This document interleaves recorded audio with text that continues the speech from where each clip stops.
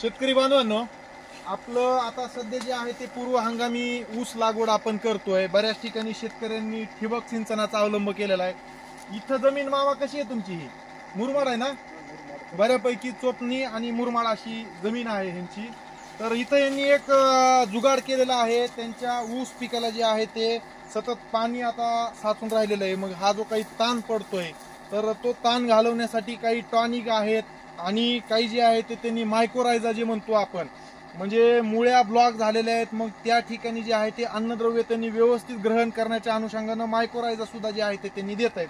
तर ते देण्यासाठी ठिबकद्वारे देण्यासाठी कशा पद्धतीनं जुगाड, व्हेंचुरीला काय होतंय ते तुटातुटी होती किंवा खर्च त्याच्यामध्ये जास्त होतंय, त्याच्यामुळे एक देशी जुगाड जे आहे ते ह्यांनी केलेलं आहे। तर ते कशा पद्धतीने केलंय आपण दाखवू।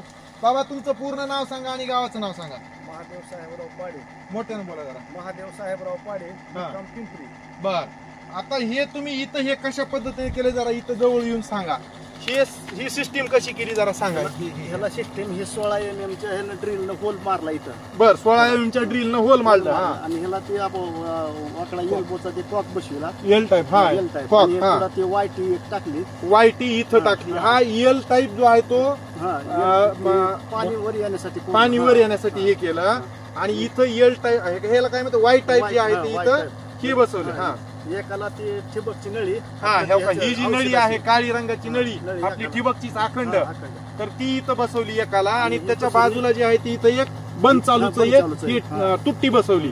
आणि इकडं काय केलेलं आहे पाणी घेण्यासाठी, म्हणजे ह्या पाईपलाईन मध्ये येलेलं पाणी जे घेण्यासाठी ही अखंड पाईप एक जो आहे तो हा घेतलेला आहे। म्हणजे हा अखंड पाईप ह्याने कशासाठी घेतलाय तर आता ही नळी ह्यांनी इथं बंद केली, इथं बंद तोंड त्यांनी बसवलेलं आहे, तुट्टी बसवलेली आहे।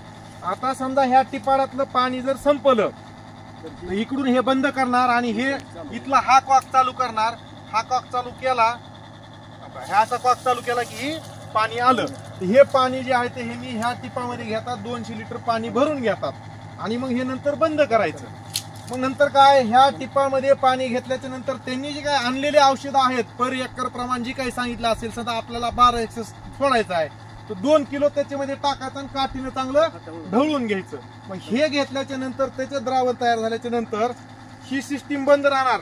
मग आळवणी करायला काय करायचं, आता बकेट घ्या, त्याच्यात औषध घ्या तुम्ही।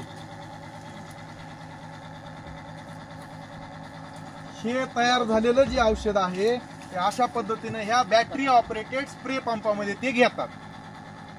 हे ढवळून व्यवस्थित घेतलेलं आहे त्यांनी आणि ह्या बॅटरी ऑपरेटेड स्प्रे पंपामध्ये हे भरून घेतात। हे ह्याच्यामध्ये घेतल्याच्या नंतर काय होतंय, हा पंप चालू आहे सध्या आणि ह्या पंपातून जे आहे ते त्या पंपाचं पुढचं नोजल काढलेलं आहे आणि ही जी नळी आहे ही नळी डायरेक्ट जे आहे ते ह्या पाईप मध्ये घुसवलेली। ह्यानं काय होणार आहे, त्याच्या प्रेशरनं ह्याच्यातून पाणी यायलेलं आहे, हे असं जे आहे ते ह्या पाईपलाईन मध्ये जायलंय आणि ह्या पाईपलाईन मधून सरसकट सगळीकडे जे आहे ते ड्रीप वॉटर औषध जे आहे ते इथं हे पडाले।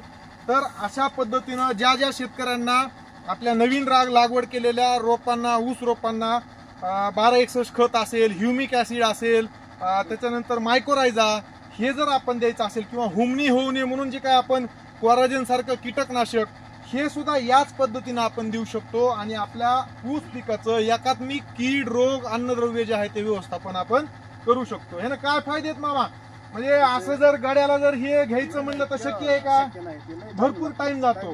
मग ह्याच्यामध्ये तुम्हाला वेळ लागतो का? तुम्हाला जिकडं तिकडे एकरवर रान आरामात मोकळं होतंय म्हणायचं। अशा पद्धतीनं शेतकरी बांधवांनो आपण हे जुगाड करू शकतो। एक मिनिट चालू ठेवा, मी थोडस जवळून दाखवेन। अशा पद्धतीने हे ह्यांनी जे आहे ते हे जुगाड केलेलं आहे। हे पाणी घेण्यासाठीची लाईन आहे, हे सतत बंद राहणार, फक्त टीप भरण्यासाठी हे वापरणार आणि इथून जे आहे ते ह्याच्यातून जे आहे ते हे औषध जाणार असं।